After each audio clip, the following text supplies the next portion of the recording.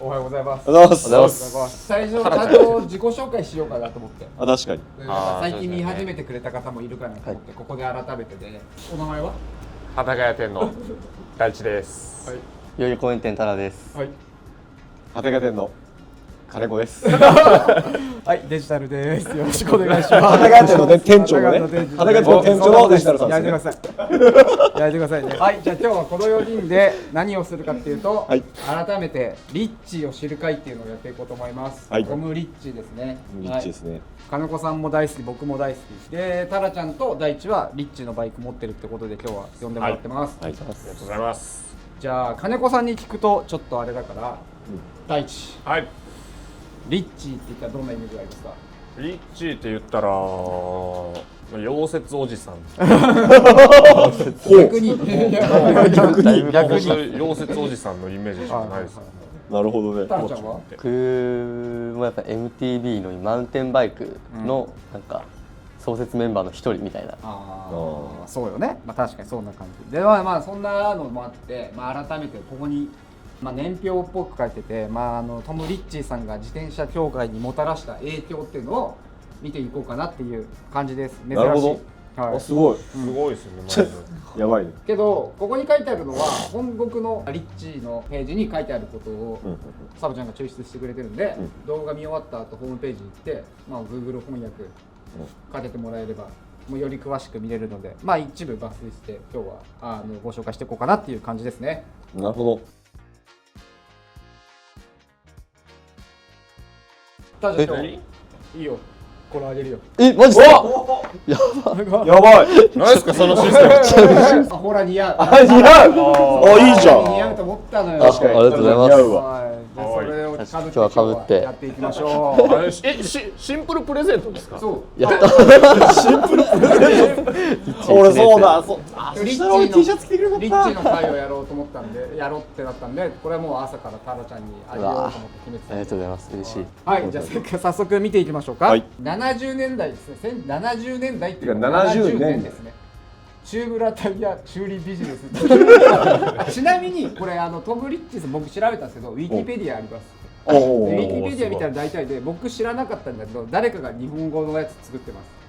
最近なんかね、僕ずっと前から見てたんだけど日本語はずっとないなと思ったんだけど、最近日本語を誰かが作ったそうです。ただ英語版の方がより詳しいです。なるほど。なので僕今スマホで英語版開いてます。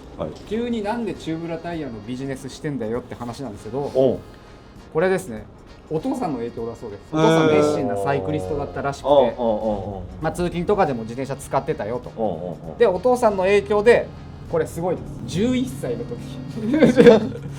トム・ジュニアにホイールの組み方とチューブラタイヤの修理方法を教えます。これね、お父さんもすごくないですか？悟空とご飯。セル倒した時あれ確か9歳とか。じゃあやっぱそうなんだ。そういうことなんだ。先に言っちゃうけど、そのリッチーが初めて作ったフレームなのかな。お父さんのために作った。ロードバイクがあって、その出張の時に見させてもらったんだけど、金子さんオフィスってるもんね。マジでやばいのよ。なんか尖りすぎっていうか、なんかシャミがめっちゃ軽いって言ってましたもんね。俺小指で持てるからって言って横でファーガスがヒヤヒヤした。そういうとこあるもんね。ごめんなさい本当に。ちなみに持てました。持てました。持てました。だってこうやって7キロ台とかで。そう黒森でね。そう。おおすごい。やばいよマジで。そう。だってさ、金子さん11歳って何やってらっしゃる？時代背景もあるんですけど、11歳って第一11歳何？学歴で言ったら小5か。僕自転車乗れるようになったの小5の時です。あ、そうなの？ずっと乗れなくて。じゃあタラちゃんが自転車乗れるようになった時にはもうチューブラタイヤ塗っててよ。やば。自転車でお金稼いでない。そうだよ。ビジネスしてた。でこれも最初のロードバイクを買うためにお金を貯めるのにこうビジネスを始めたそうです。真面目かよ。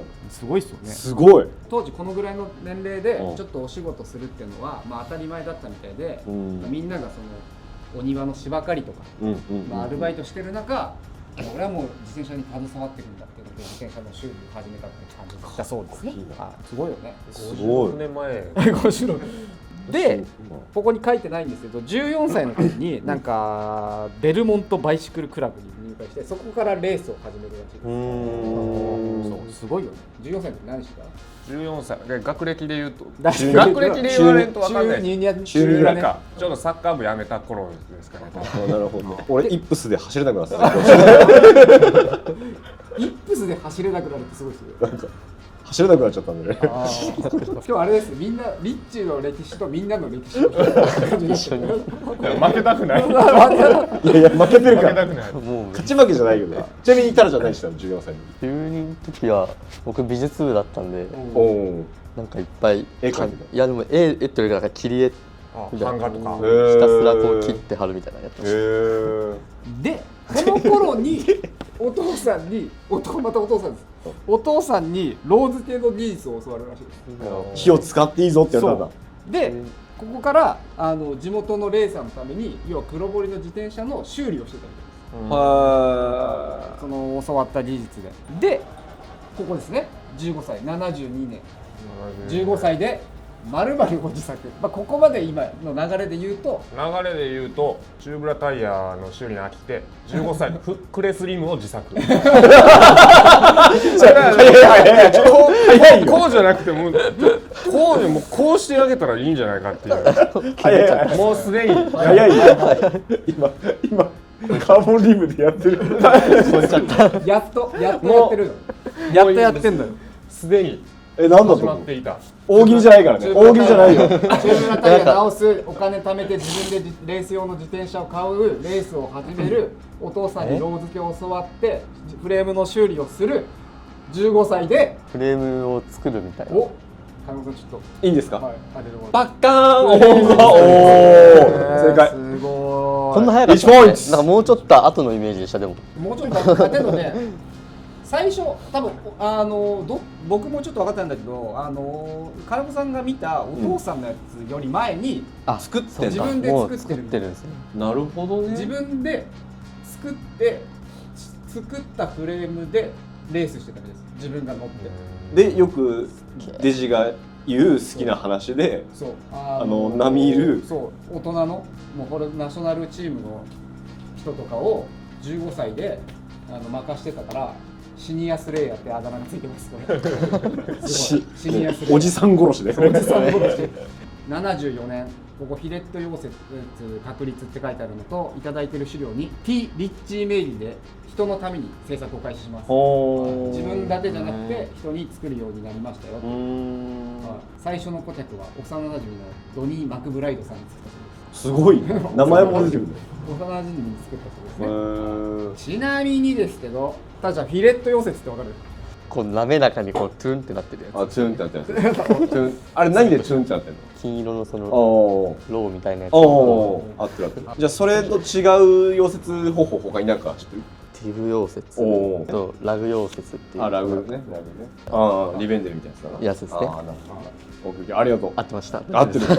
大体合ってる。で、ここにですね、これちょっと僕自慢しちゃおうかな。いいな。はい、これ実際にトム・リッチーさんが溶接した最近のトム・リッチーさんが溶接したブルームスバーグあります。でこういうとこですね、このフィレット溶接ってタラちゃんが今トゥルンって言ってくれたのがもう滑らかなね、ローを持った後に磨いたりするんですけど、これいいでしょ本人が作ってくれたやつなんですけど、捨てる自転車ないんですけどね。この確率って書いてあるけどさ、その前にこのフレーム自作ここでしてんじゃん。この時でどうやってじゃあ接合してたんだろうね。すごいでしょこれ。すごい。つるっとラグに縛られていたチューブ系を制約を突破、任意の形状のチューブが使えるようになり、軽量かつ光合成フレームへの道を開いた現代フレーム設計の多様性の原点。なるほど。多様性チュッチュッチュのラグっていうのが円から脱出したのか。そう模様がね、模様というかこういうねのがあった上にパイプを挟むから、その使えるここに挟むパイプっていうのが決まっちゃうんですよね。それだとじゃあもっと太いパイプ使って強くしたいとか、もっと細いパイプ使って軽くしたいっていうのが制限があったので、じゃあもう繋いじゃえばいいんじゃないっていうのが多分フィレット溶接。乱暴に言うとね。そうすることで任意のパイプを使えるようになりましたよっていうのが今だと当たり前なんですけど、当時だと革新的だったと思います。だからもうこの幼馴染のドニーさんはびっくりしたでしょじゃあこれさもう大丈夫これみたいな。初めて見たここ見たんだけどみたいな。わかんないですけどね。わかんないですけどね。いやなってるなってる。はい、タイムマシンがあったらぜひちょっとその時見たいはい、行きたいですよね。みたい。でもやっぱね歴史を崩したくないからね。で隠してみたいよね。ここ僕よくわかんないの。タイムパラドックス落ちちゃうから。そうそうそうそうタイムパトロール来ちゃうからね。そうそうそう。はいはい。パロアルトバイクで年お間う150本供給開始って言って、多分これなんか調べたらカタログに載せる自転車、多分なんか自転車のパーツのあれだったんかな。そのカタログに載せるための自転車をなんか契約して作ってたみたい。ハロアルトってなんかよく出てく第一るけど、の乗ってるアウトバックにね書いてあって、それ多分この後の当時のロゴなはずなんですけど、それの復刻なんですよね一応あれ。あそういうこと。そうだからパロアルト。はい。なるほどね。熱心なヴィンテージリッチの方にはすごく人気のあるロゴらしくて、自作でデカール作ったりとか、自作で当時のマークのワッペン作ったりとかっていうする方も知り合いにいます。知り合いにいます。はい、そう。なるほどね。はい。でここすごいですよ。高校生でありながら商業的な量産、商業的な量産って言ってますけど、一人ですからね。そうだね。そうで79年までで、だからつまり72歳で72年で自転車作り始めて79年、これ7年の間に1000本以上のフレーム作ってます。すごいな。やばいね。影武者いたんじゃねえかっていうぐらいで同年ですね。これみんな大好きツインプレートフォーククラウンっていうね。モンスタークロスとかであるような。そうとあとあれか。はボンボラ？エバージョンとか。エバージョン大体クラストもそうですね。クラストのフォークそうだね。2枚型になる。今はワイルドねでね、ワイルドオールシティ始めたジェフって人も自転車の歴史にすごい詳しい方なので、このリッチのフォークをオマージュしてクラウン作ってたりとかしたのがスーパープロフェッショナルかな。ああ、スーパープロフェッショナルのフォークなってるかもね。はい、そうあれが、リッチオマージュで、当時はねその既製品の流用化、精度が安定しないハンドメイドしか選択肢がなかった。で、このクラウンは2枚の金属板を溶接するツインプレート構造を、これすごい独自開発らしいです。元あったやつの真似じゃなくて独自開発という、でこれのおかげで合成と強度を大幅に向上させながら自前での量産可能にした。人に頼らなくてよくなったっていうことですね。そうか、フォークもってことだね。フレームじゃなくてフォークも作るようになったってことだ。もうフレームだけではなくフォークも自分で設計制作するという、すごいですね。自前資料の象徴であるって書いてます。やば。むちゃくちゃ早いらしいですからね、溶接。日東の吉川社長とかが来日した時のお話で、むちゃくちゃ早いらしいですからね。むちゃくちゃ早いってむちゃくちゃ早いらしいですからね。むちゃくちゃ早いにも理由があるんだよね。なんかね、そのパイプに熱を入れすぎちゃうと強度が弱っちゃったりとか歪んじゃったりするから、それをさせたくないんで、パイプのその素材を極限まで生かすってなると、やっぱりあんまり火入れしないで溶接したいよねっていうのが割と理念であるって俺も吉川さんに聞いたから。そうか。あと盛りすぎないっていうね。ああ、そうだね。そう盛りすぎない。どんぐらいのこれやっぱいっぱい盛るとさ、磨かなきゃいけない感じで重くなっちゃうから、もう適切な量をもうすぐ分かるらしくて、このハンドル作るときはあれらしいですよ。手で持ってやるらしいですよ。手で持ってやってた。手で持ってやって映像で出てた。こう回すじゃん。重力でローが行き渡るようにするんだって。こうやって回して1000人すごいですよね。でここの厚さで今どんぐらい火が入ったかっていうのが分かるために素手でやってるんです。すげえな。すごいですよね。そう、それ聞いて僕はね、もうこれで自転車つけたいけどどうしようと思いました。いや、そうだね。何もできない。握ってたんか。すごい。そっか、握ってたんか。そうそんなこんなって、とにかくそのフレーム作りを始めたと。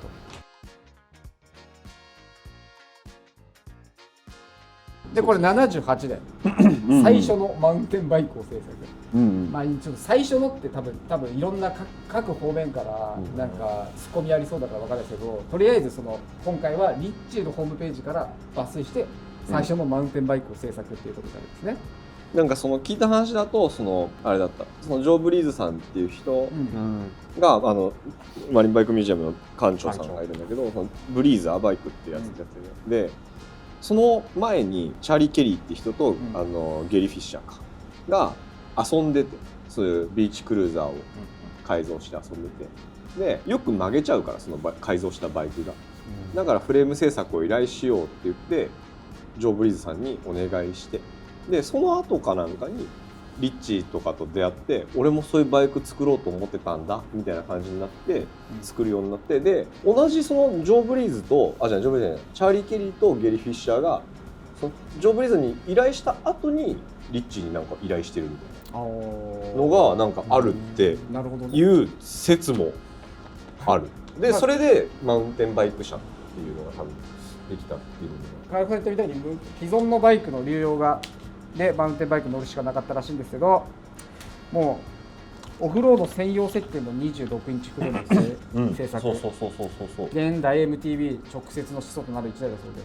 そう、当時のタイヤのバイク、当時の流用してたバイクの緩い感じから立てて、マウンテンバイク用の自転車にしたっていう感じだそうですね。でここでウィキペディア挟みます。金子さんが言ってくれたジョー・ブリーズって方は1978年にリッチーにアメリカ横断記録挑戦で使用するそうだタンデム自転車の製作そうだそうだ、もうタンデムだ。でそれだ。なんでタンデムでリッチーなのって思うでしょ。タンデムってあれいかれた角度じゃん。フィレットじゃないとできないんだって。ラグがないからだ。そう。で、ももうフィレット要請だからトム・リッチーだなってことでタンデム欲しいから、ジョー・ブリーズがオーダーしたのね。そうともう一人いるんだね。そうだよね。でお願いしたのが最初だった。そうだ。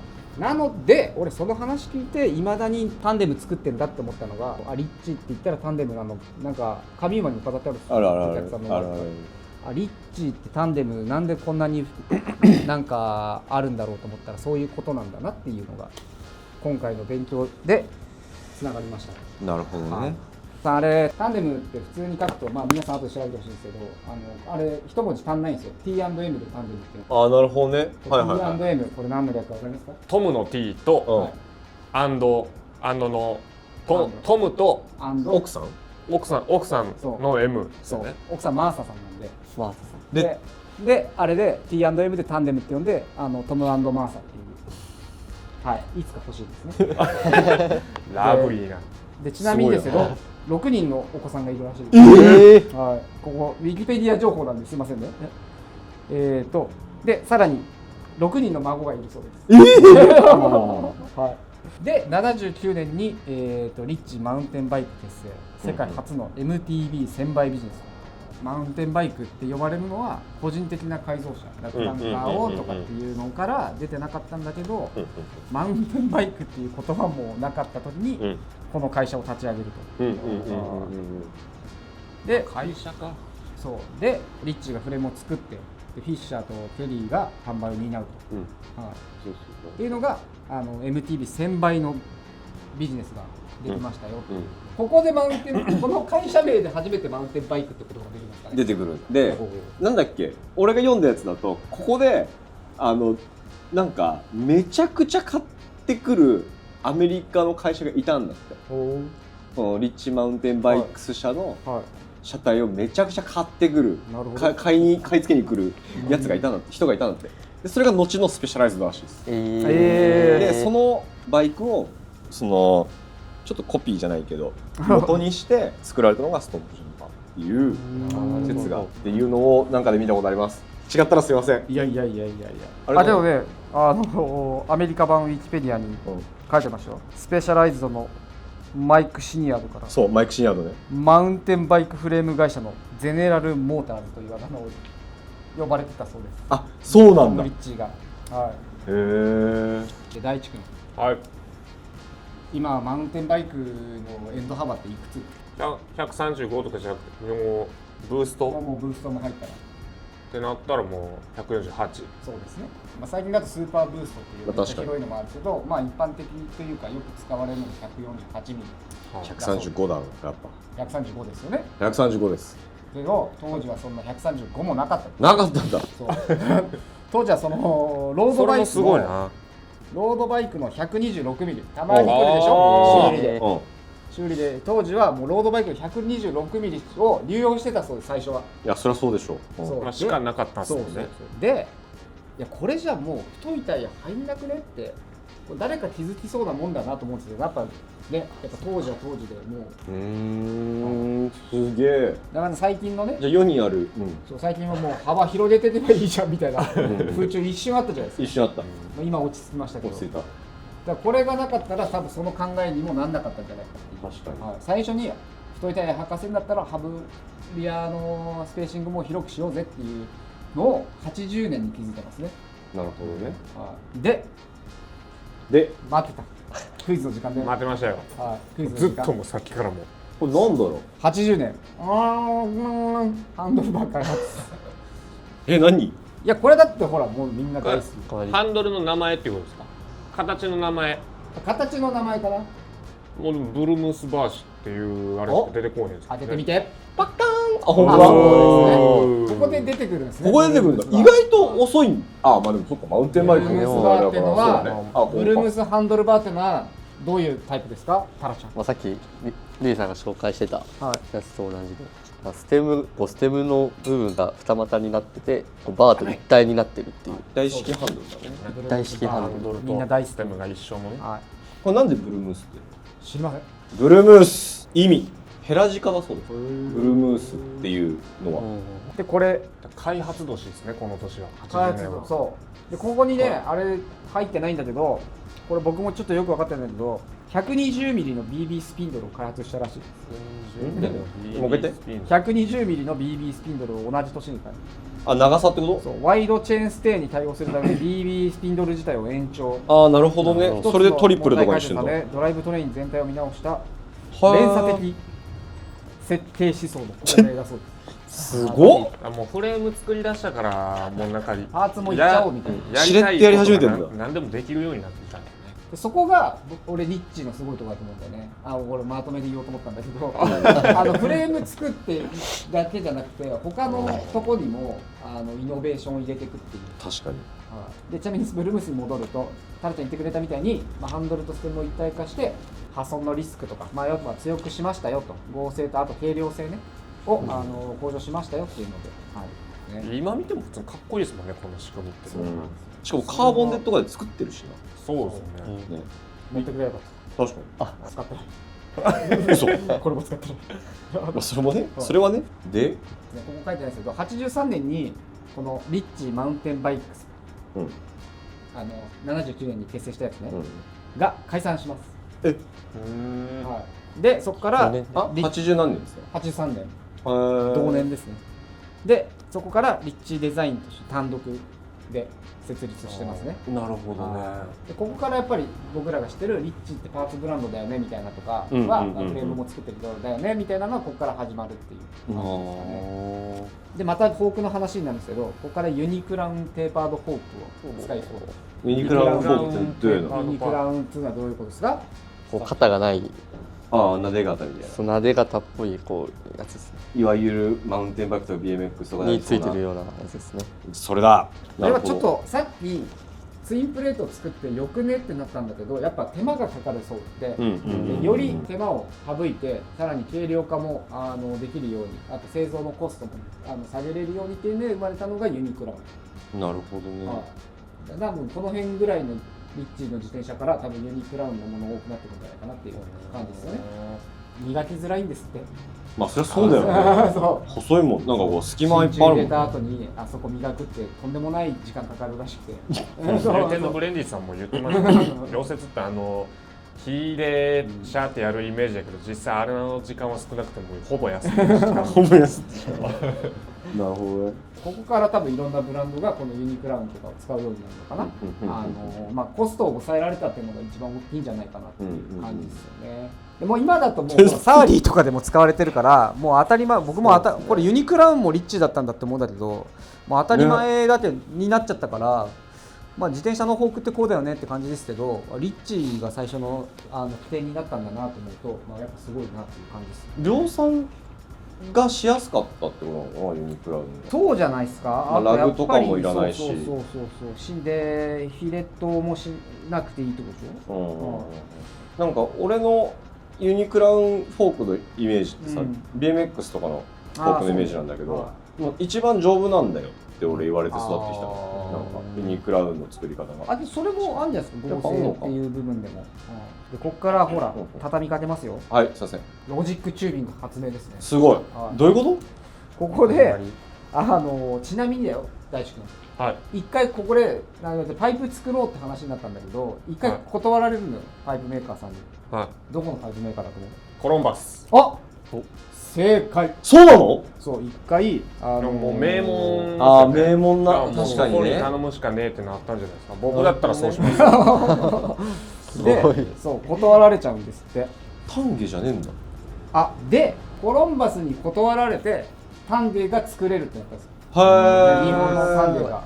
でそれでロジックチューニングっていう、私たちがやりますよって言ったんだ。そういけたみたいですよ。そこからやっぱ日本の会社とのつながりも多くつながってくるのかなっていうので、じゃあロジックチューニングって何なのよって言うんですけど、よくみんな聞くでしょ、バテットチューブって、バテットチューブって何ですか？同じパイプに見えても内側で厚みが変わってるやつですね。そう、ここは厚い、ここは細いみたいなのがある。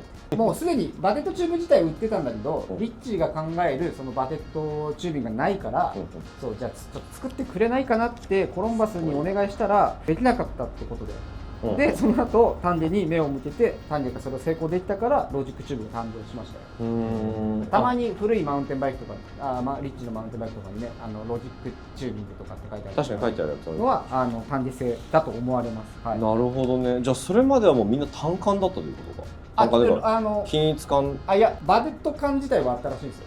だからリッチーが考えるそのここからとかなんじゃないかな、ここから薄くしてとか、ここまで薄くしてとかっていうのをリッチのやりたかったチューブやつがなかったの。すごい。でそれをねやっぱ日本でね考えられたっていうのもすごいですし、ちなみにこの同じ仕組みで何か他のパーツ作るんですけど、この後。分かった。同じ仕組みで、何だと思います？なんだろう。バテットといえば。バテットといえばお、手挙げてみ。スポーク。そうなんですよね。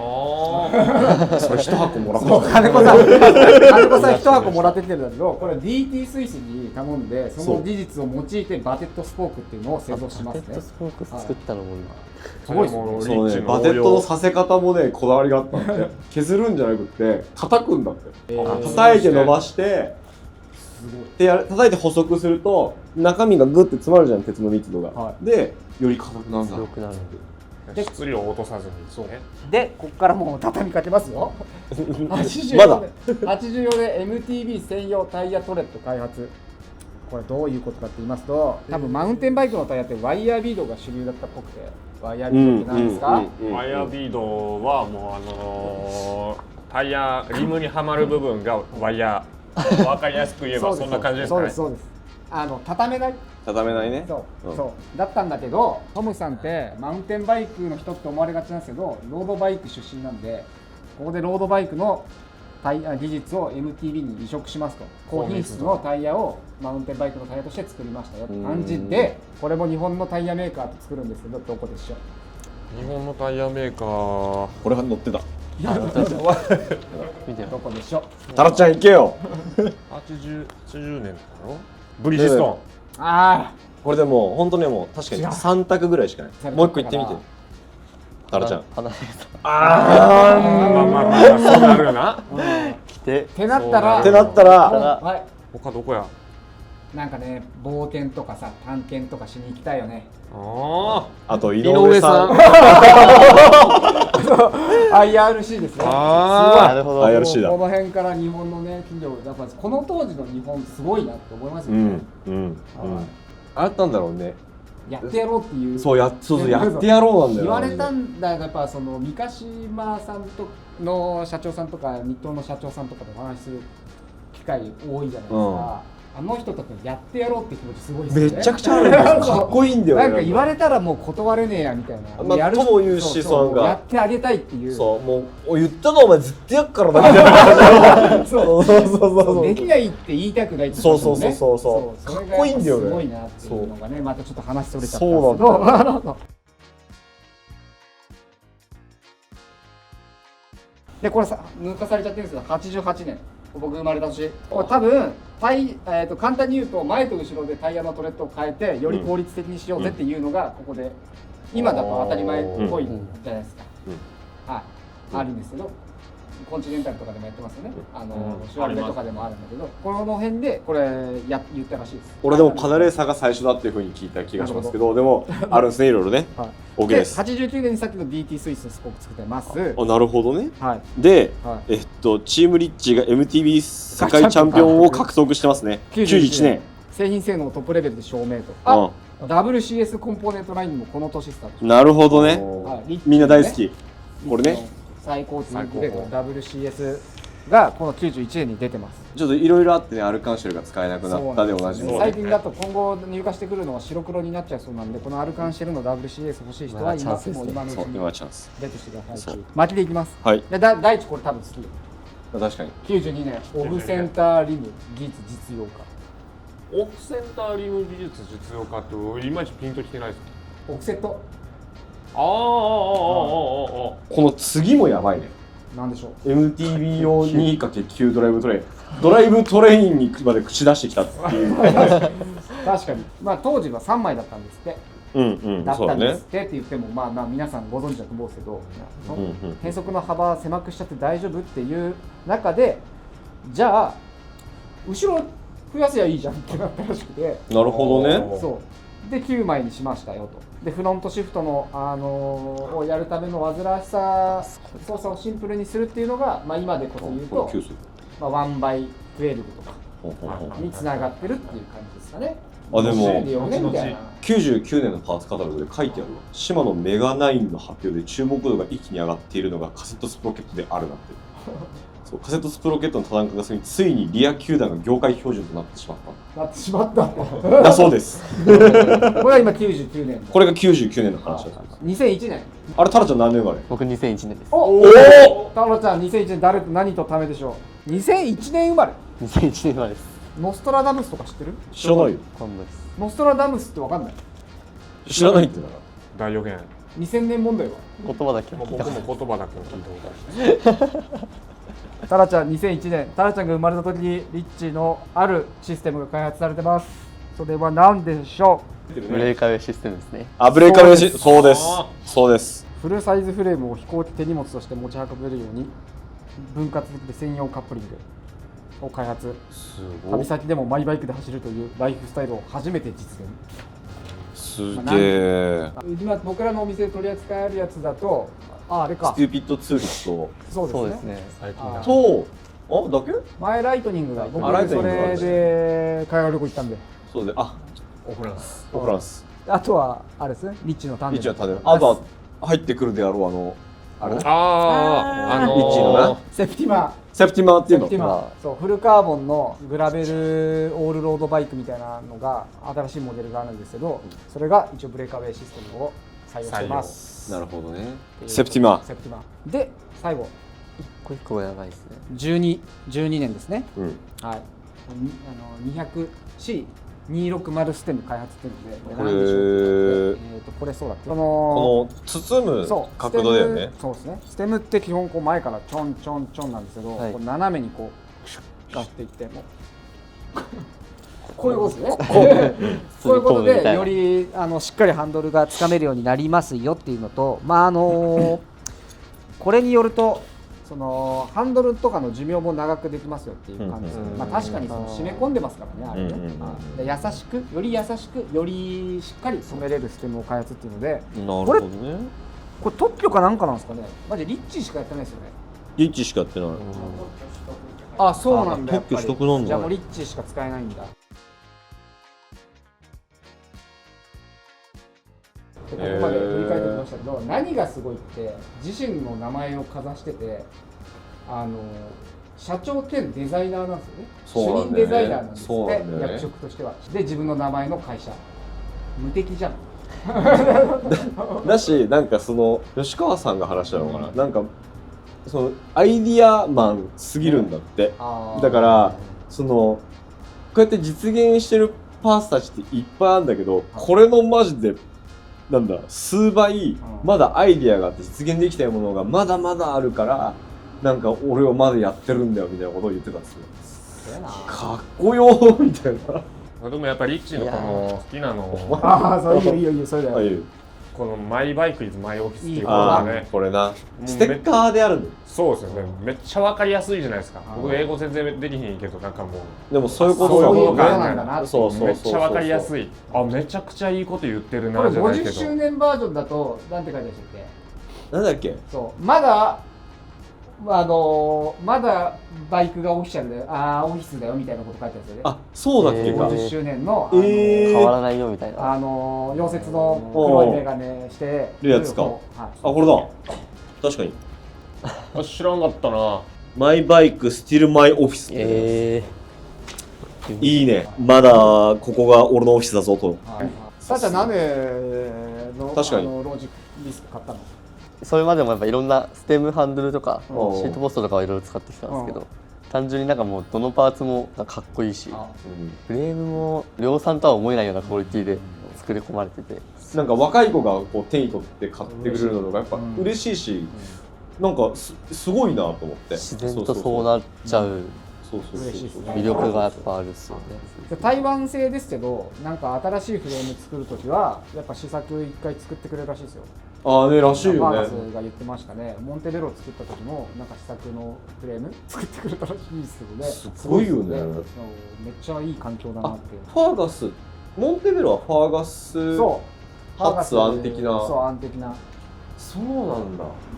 という感じでね今日はトム・リッチの、ヒストリーをもう短くですけど振り返りましたっていう感じで有識者の方僕らより多分詳しい方とかいっぱいいると思うからもうでももう間違ってたらコメントください。そういっぱいください、はい勉強させてもらうつはいもりで本当にはい、勉強になりましたってコメント入れたいと思います。はい、はいそんな感じでよろしいですか。